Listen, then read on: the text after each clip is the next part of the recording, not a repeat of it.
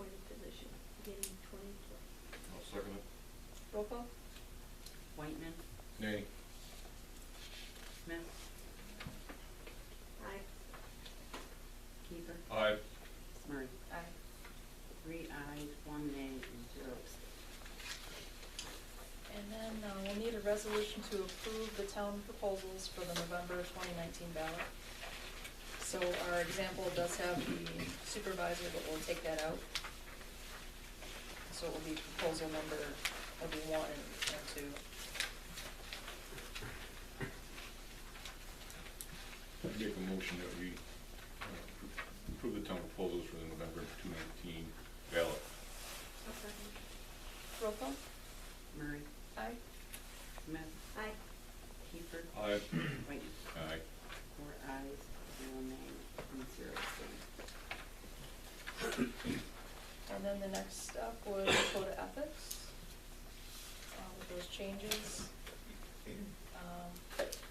we would need to rescind local law 1 of the year 2018 and then approve local law 4 of 2019. Make the motion that we rescind law local number 1 of 2018 and code of ethics. I'll second it. Roll call? Keeper, Aye. Whiteman, Aye. Smith, Aye. Murray. Aye. 4 ayes, 0 nays, and 0 abstentions.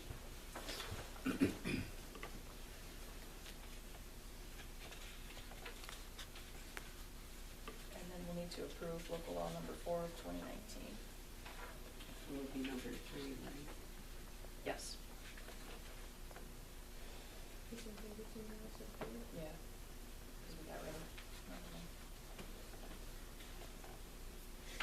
I'll make a motion to approve the local law number 3 of 2019 code of ethics. I second it. Roll call? Whiteman, Aye. Smith, Aye. Keeper, Aye. Murray. Aye. 4 ayes, 0 nays, and 0 abstentions. And then, the justice audit was performed on January 30th, 2019. Sandra Kern and I, Justin Bennett, conducted a justice review of the books and records for Justice Farley in the Fremont Town Courthouse. I reviewed the books and records from January 2018 to December 2018.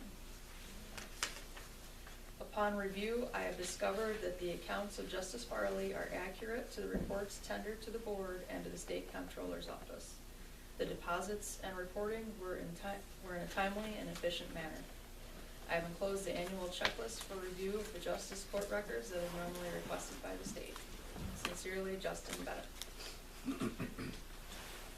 So we'll need a resolution to approve the justice audit for 2019. I move we accept the There's chairs downstairs. I'll second it. Roll call? Murray, Aye. Smith, Aye. Keeper, Aye. Whiteman. Aye. 4 ayes, 0 nays, and 0 abstentions. And then next up is the procurement policy. We pass that around with emails, and I know Cindy and Sue worked hard on it and just kind of cleaned it up a little bit. Were there any other changes?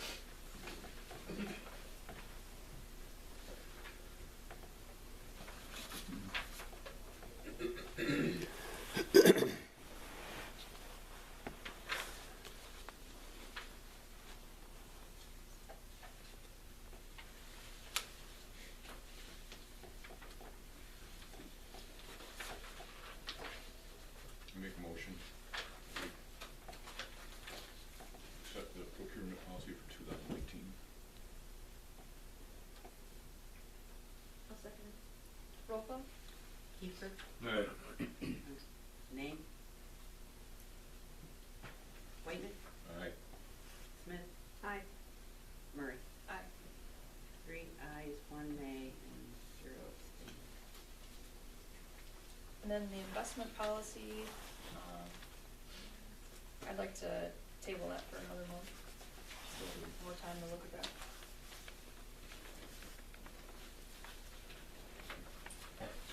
Any motion to adjourn?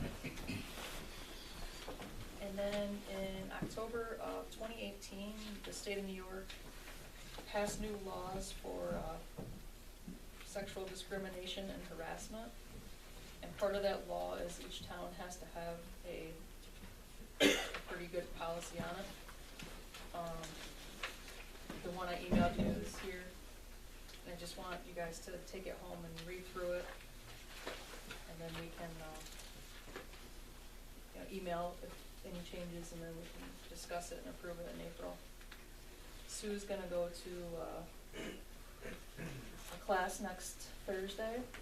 It's done by NYMAR, our insurance company, Discrimination and Harassment Complaint Investigation Process.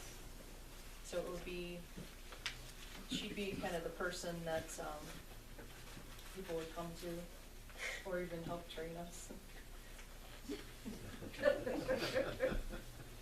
And I didn't know if Ron wanted to go to that too, just because he's in the managerial position of the guys. But we can discuss that with him. Can I add to that for 1 minute? Sure. Ken Eisman gave a course here years ago from the county, and everybody in the town was supposed to do that every year thereafter, and it hasn't happened since. So I don't know if the county still is giving that class out or not.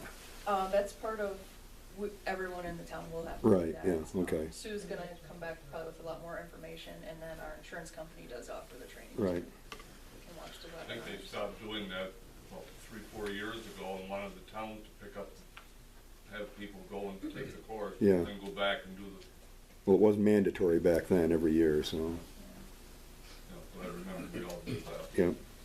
The highway department did do it last year Mhm. at the training in Hammond School.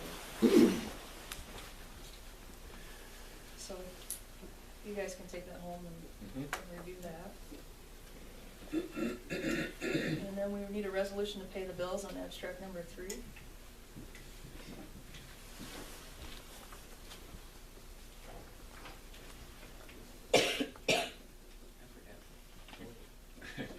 Again, I gave this, they gave you the abstract, And 32,000 something. I can get it for you though, before you leave if you want to write it down. So we have a motion to pay the bills. Second it? roll call? Whitman, Aye. Smith, Aye. Kiefer, Aye. Murray. Aye. 4 ayes, 0 nay, and 0 abstain. So then we have a few updates. The Barren Winds Host Community Agreement and Road Use Agreement were sent to Energi's attorney today, and you guys have a copy of that to go home and read over, and then we'll probably have a special meeting, I would think, in the next month or so to meet with them and go through it. Did you email it to us today? It's right. Oh, it's right here. Yeah. Sometimes it's easier to read it on paper. So then we'll probably have a special meeting coming up at some point. That table, do you? That table? This should be your final one with your paper Yes, profile. one of them, it should be the very bottom one. Okay. Thank you. And then, next week, there's a public hearing at the Fremont Fire Hall. It'll be March 20th through the 22nd. The exact schedule and times will be determined by Judge Costello on March 15th, but I think for the 20th, it was like 10 a.m. But we'll try to get that on the website. But that will be a good 3-day event to go to for everyone, because the Public Service Commission will be coming, Energy will be there.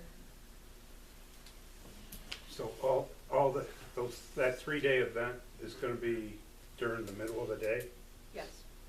So working people can't go to this public event? You have to take the day off. Nice. What will be the hours? I'm not sure in the exact hours. I know they were throwing around like 10 a.m. for the first day.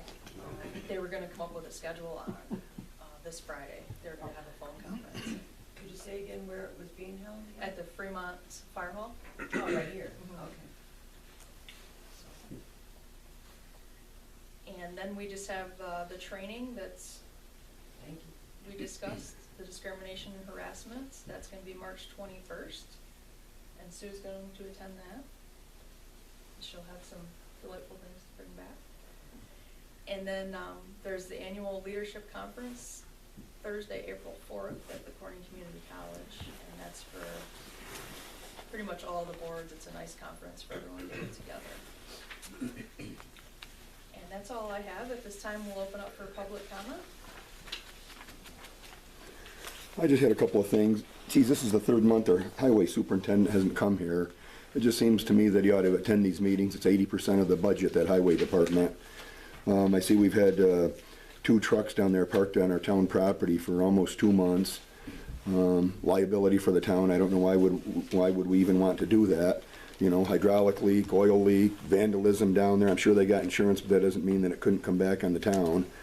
Plus, I see a whole bunch of stumps. I'm assuming that they dumped them out there, and then we're using taxpayers' money to push the stumps off the edge. So, I mean, these are just questions I have, but I can't ask him because he's not here. So, I'd like to know what the board thinks. You know, that we have an official that, you know, hasn't come in 3 months. It's 80% of the budget. If anybody has any comment on that. I had a question that I was gonna be asking. I live in the town of Hornellsville, but the road that I live on, I also have property in Fremont, and there's a concern about part of the road, and I was hoping to be able to talk with him as well. So obviously I would have that concern, because I don't know the process. Do you address it with the highway superintendent, or do you address it with the board? It's a major issue for that part of the road, and it's not being, for whatever reason or another, it's not being taken care of very well, and I'd like to know what's going to be done about it, or what has been looked at, and so obviously I can't ask him, I guess, so I would have the same concern. Okay. He's your elected official that you go to. Would that change with the process if it ends up being appointed position? Would that be the point of contact, or would that? He'd be the required to board? attend every meeting. He would be, No, I say he's still in charge of the roads. he's still in charge of the roads. He'd be your first point of contact. But you could come to us and complain, I guess. Okay. We could actually say, hey, What road are you talking about? Hungry Hollow Road.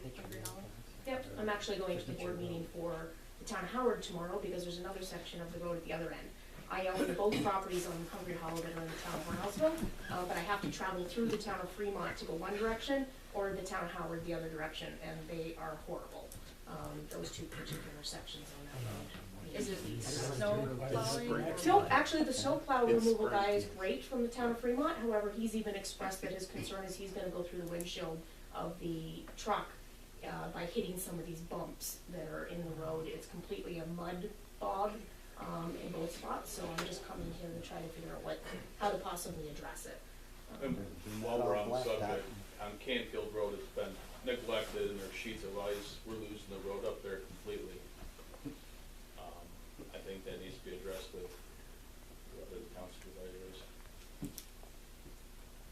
I would hope you guys would just pass a resolution requiring him. I mean, you could ask him politely, maybe he would come. If not, you know, pass a resolution requiring him to come to the meetings. But yeah, I've gotten a lot of complaints on Canfield Road. I went up it today, all-wheel drive, spinning all the way up. I mean, these roads are in terrible shape. You don't have 4-wheel drive, you don't make the hill. Yeah. Yeah, Dan. You gotta drive in the ditch because we're losing the center of the hill. At the top of the hill, I've had Lowe's make several deliveries, and they've sank all the way to the axle in the middle of the road is how bad the road is. We've had to wait months to get deliveries up there. That's the reason I haven't been outside my house yet. Upon calling, I've left voicemails, and no one has returned any of my calls, and nothing's been done yet. On defense of that, his voicemail doesn't work, so you can't receive them, but I'm just saying, I think he would respond to you. Accountability, again, if it's an appointed situation and the rest of us gotta deal with it, it's something that we have to address. Babcock Road is not in good shape either. In his defense, I'm around the county for work, and a lot of the roads are terrible all over the place. It's just the freeze and thaws. But there's something different here. I've been up there 25 years and I there's have never driven been. on Canfield Road. Yeah, they've We have never 2 or been. 3 inches of solid ice for several days in a row, to the point where we're riding the ditch and we don't end up in the woods.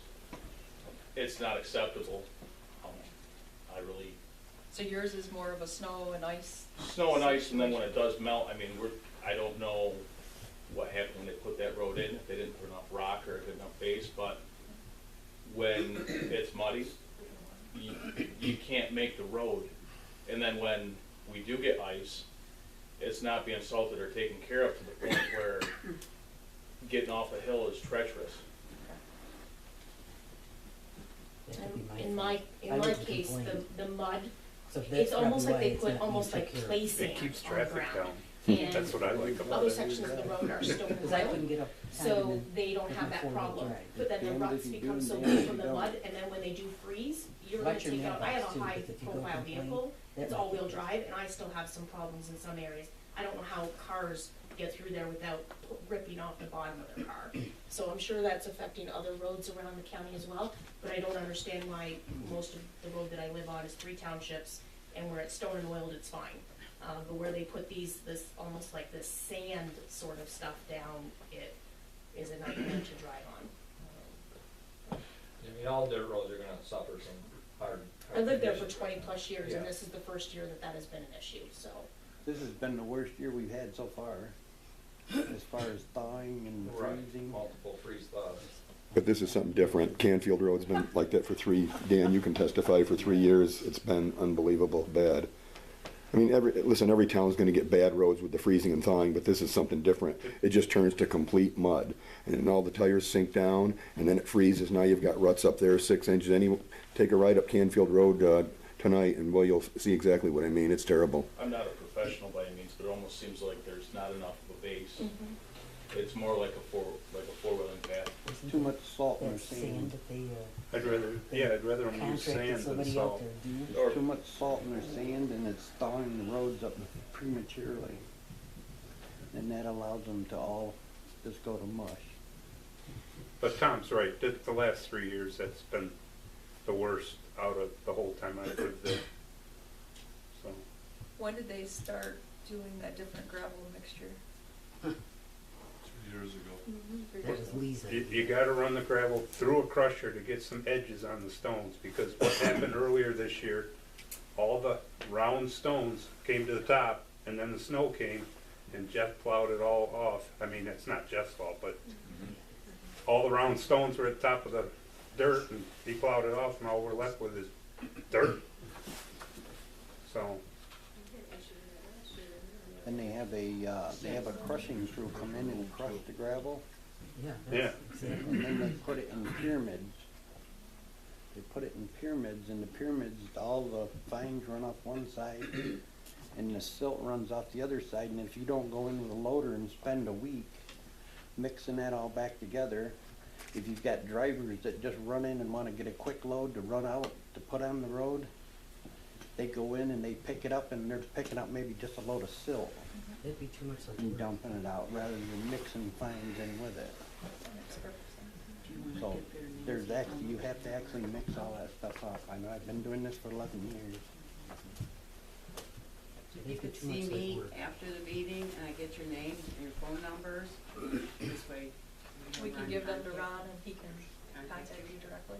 He's not gonna do that. You know who's still running the show over there. Are there any other comments? There was, a few years back before they started doing the pyramid stacking, they used to do it all with a loader. It would dump off into a little pile, and they'd pick it all up with a loader and stack it with a loader. And when they did that, everybody had good gravel. But the minute they started coming out with a stacker, because there ain't, it's real hard to determine how many ton of gravel they mix for you. Their stackers have got weighers on them, so they can weigh the gravel and get a precise, so that everybody don't think they're ripping them off. And that's what happens, is the stackers put them up, and then if you don't go through and, because we go through and we mix all of our gravel with a loader, we spend almost a week moving our gravel around to get it ready to go on the road.